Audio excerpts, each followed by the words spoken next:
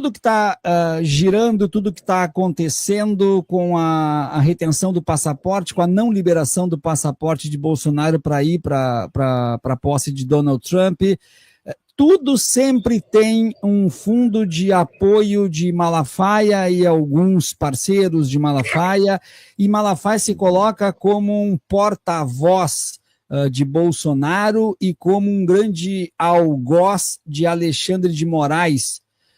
Eu queria te ouvir sobre essa questão de Bolsonaro, que leva a esposa no aeroporto e a esposa só fala em Deus no aeroporto. Meu marido está sendo perseguido porque Deus disse que os enviados seriam perseguidos, e Malafaia, com esse vídeo dele, Alá Malafaia, dizendo que Deus vai fazer justiça também. O que pode ter por trás dessas manifestações de Malafaia e de seus pares neste momento da política, Caio? Um ego ganancioso, constante e que não manifesta nada novo. Eu conheço Malafaia desde que ele tinha 18 anos de idade. Quando o Moreira Franco concorreu a primeira vez ao governo do estado do Rio de Janeiro, ele estava ao lado do Moreira, e um dia, eu numa sala VIP do Galeão, numa conexão, morto de sono, deitei e dormi, e aí ele veio com mais uns 7 ou 8 colegas da Assembleia de Deus e sentaram sem ver, a minha poltrona era alta, e eu ouvi a conversa deles, falando justamente de que agora o Moreira Franco estava na mão deles para eles pedirem, fazerem, determinarem o que eles quisessem. E ele tinha apenas uns 20 e poucos anos.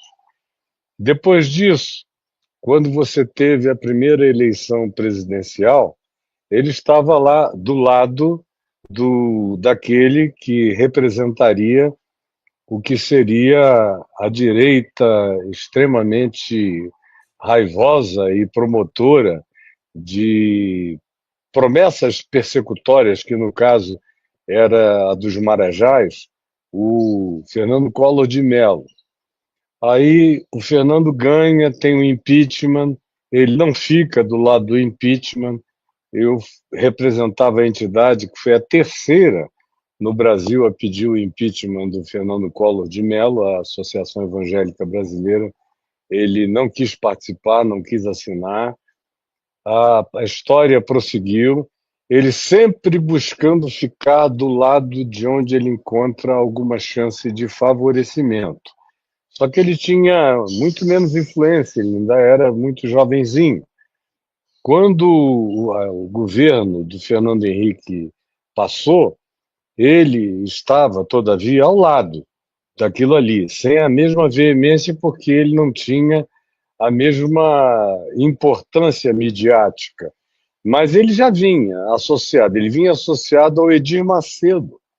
Ele ficou pago pelo Edir Macedo. Ele me disse 3 vezes isso, e todas elas ele me disse no meu gabinete, uma delas no restaurante Porcão, quando eu ia fazer uma declaração sobre a Igreja Universal, sobre o Edir Macedo e os conluios espúrios de toda a natureza que o Macedo fazia e que o próprio pessoal do Macedo me contava particularmente, alguns nem tão particularmente, e os repórteres todos vinham checar comigo as informações que eu recebia, quicantes e espontâneas, que chegavam até mim, à minha mesa, no meu gabinete.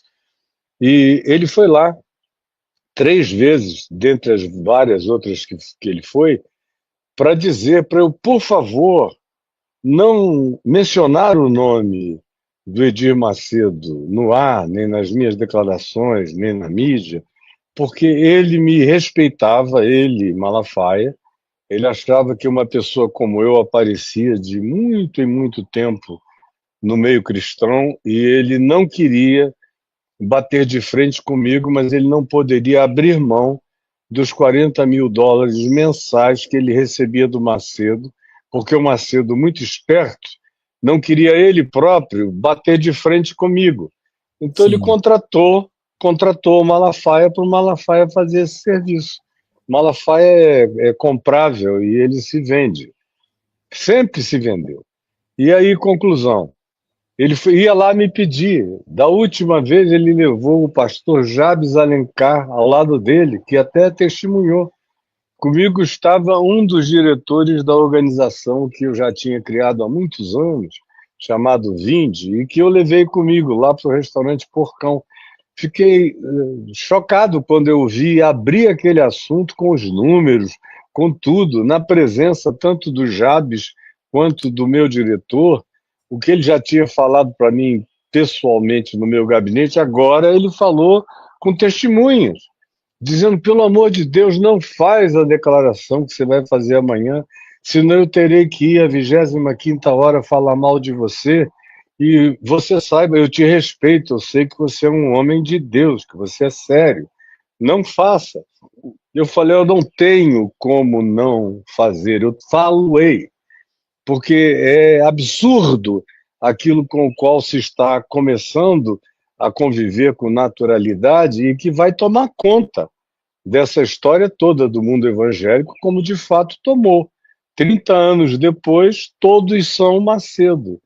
E o Malafaia é essa criatura abjeta, sobre a qual não é possível descrições mais detalhadas sem a gente cair num nível de ofensividade que particularmente não faz parte do meu caráter nem do meu interesse.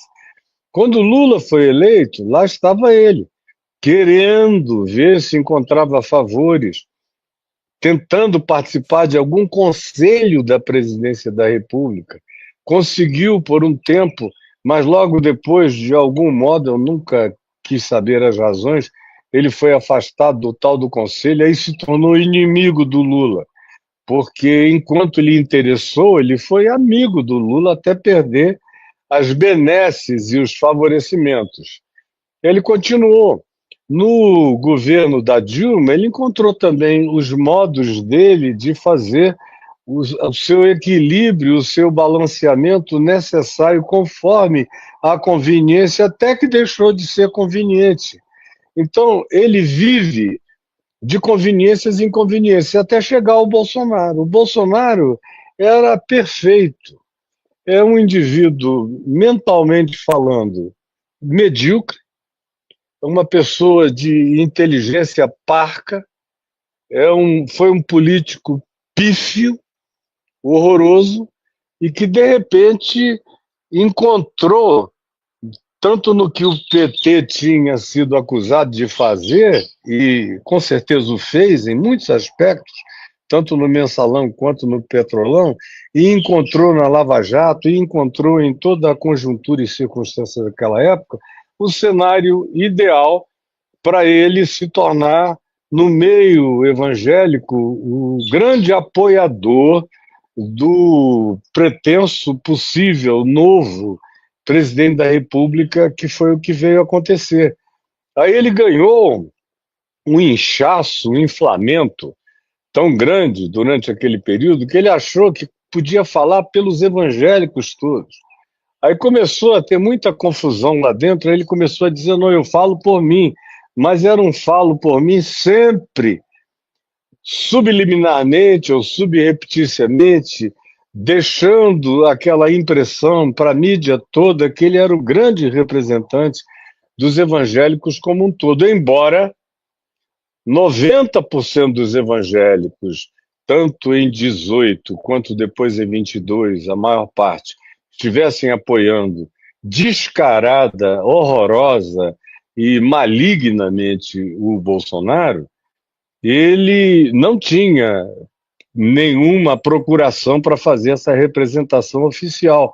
Mas como coincidiu de haver aquela convergência de loucura, de insanidade, ele, por ser a voz mais veementemente histriônica e histérica do meio, ele podia até se candidatar a fazer um pequeno cursinho de direito e se tornar advogado de defesa do Bolsonaro, porque ele se tornou um cara que há muito tempo não prega o evangelho, não fala de Jesus. Aliás, eu estou com 70 anos, eu sou mais velho do que ele.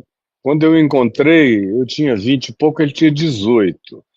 Conclusão, eu nunca, esses anos todos, vi alguém chegar para mim e dizer, sabe, eu encontrei o Evangelho, encontrei Jesus, conheci o amor de Deus, o perdão de Deus, a graça e a misericórdia de Deus, ouvindo o Silas Malafaia. Nunca.